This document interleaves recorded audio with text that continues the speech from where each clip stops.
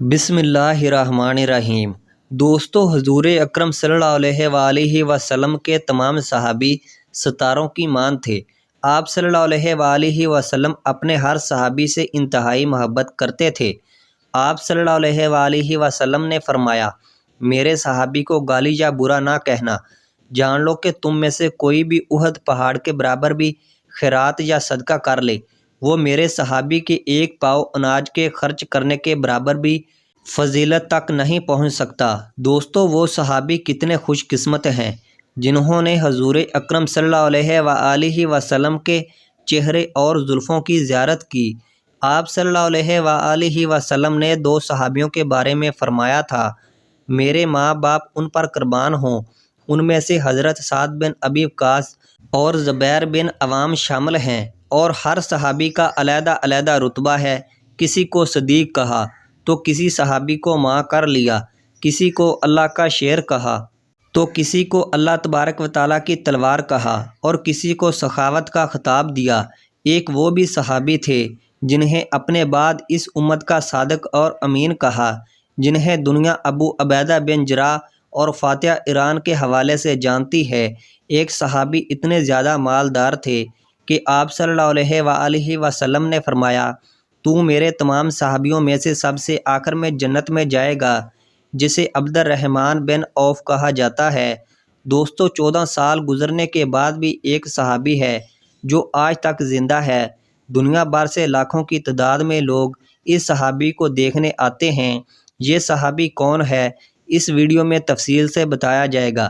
اس سے پہلے اگر آپ لوگوں نے ہمارے چینل کو سبسکرائب نہیں کیا تو کر لیں، اور اس ویڈیو کو دوستوں کے ساتھ شیئر لازمی کیجیے گا۔ شکریہ۔ جب حضور اکرم صلی اللہ علیہ وآلہ وسلم کی عمر 9 سال کی ہوئی تو آپ صلی اللہ علیہ وآلہ وسلم کے چچا ابو طالب نے شام کی جانب سفر کرنے کا ارادہ کیا۔ اہل مکہ اس وقت سال میں 2 دفعہ تجارت کی غرض سے شام کا سفر کرتے تھے۔ گرمیوں میں وہ شام کی جانب جبکہ سردیوں میں وہ یمن کی جانب جاتے تھے۔ اس وقت قریش کے سردار ابو طالب تھے، لہٰذا انہوں نے بھی شام کی طرف سفر کرنے کا ارادہ کیا۔ آپ صلی اللہ علیہ وآلہ وسلم اس وقت ابو طالب کی زیرہ کفالت تھے۔ ابو طالب آپ صلی اللہ علیہ وآلہ وسلم سے بہت پیار کرتے تھے۔ وہ ایک پل بھی اپنے آپ کو حضور اکرم صلی اللہ علیہ وآلہ وسلم سے جدا نہ کرتے۔ ابو طالب کی خواہش تھی کہ وہ اکیلے ہی اس سفر پر روانہ ہوں، لیکن آپ صلی اللہ علیہ وآلہ وسلم نے ابو طالب کے ساتھ جانے کا اصرار کیا۔ ابو طالب نے آپ صلی اللہ علیہ وآلہ وسلم کو سمجھایا، یہ سفر بہت لمبا اور کٹھن ہے، راستے میں کئی طرح کی مشکلات کا سامنا کرنا پڑے گا، مگر حضور اکرم صلی اللہ علیہ وآلہ وسلم باضد تھے، لہٰذا انہوں نے آپ کو اپنے ساتھ لے جانے کا ارادہ کر لیا۔ اللہ تبارک و تعالیٰ آسمان پر بیٹھا یہ سب کچھ دیکھ رہا تھا۔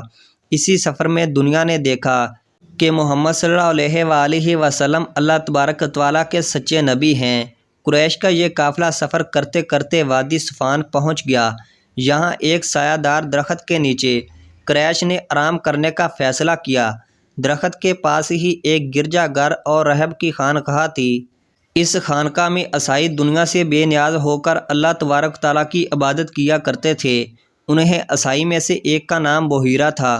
بحیرہ خانقاہ کی کھڑکی سے کھڑا ہو کر قافلے کو درخت کے نیچے آتا دیکھ رہا تھا۔ بحیرہ نے ایک عجیب منظر دیکھا، اس کی آنکھیں پھٹی کی پھٹی رہ گئیں۔ ایک بادل کے ٹکڑے نے ایک بچے پر سایہ کیا ہے، اور یہ بادل ساتھ ساتھ چل رہا ہے۔ یہ قافلہ درخت کے نیچے رکا تو راہب نے دوسرے لوگوں کو کہا، اس قافلے کو کھانے کی دعوت دی جائے۔ بحیرہ نے یہ بھی معجزہ دیکھا، جب قافلے والے اس درخت کے نیچے بیٹھنے لگے تو اس کی جگہ کم تھی، لیکن جب آپ صلی اللہ علیہ وآلہ وسلم اس درخت کے نیچے بیٹھے تو اس کی شاخیں لمبی اور گہری ہو گئیں۔ اہل قریش حیران تھے کہ پہلے تو کبھی ان لوگوں نے کھانے کی دعوت نہ دی، اس دفعہ ہم میں کون سی خاص بات ہے جو یہ لوگ کھانے کی دعوت دے رہے ہیں۔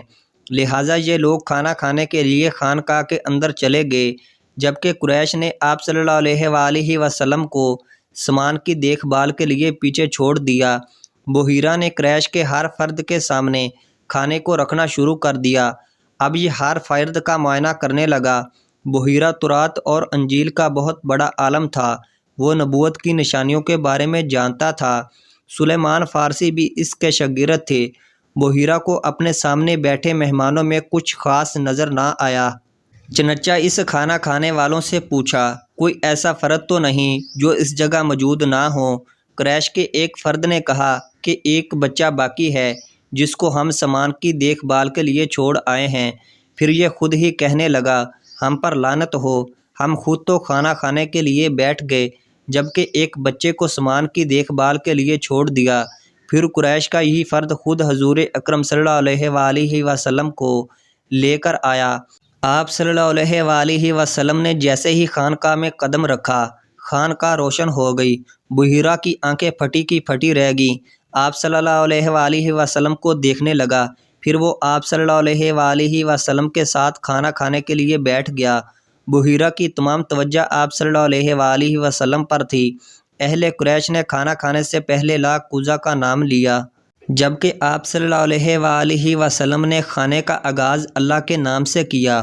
بحیرہ نے دیکھا کہ اہل قریش بات بات پر لات عزیٰ کی قسمیں کھانے لگے، جبکہ آپ صلی اللہ علیہ وآلہ وسلم خاموش تھے۔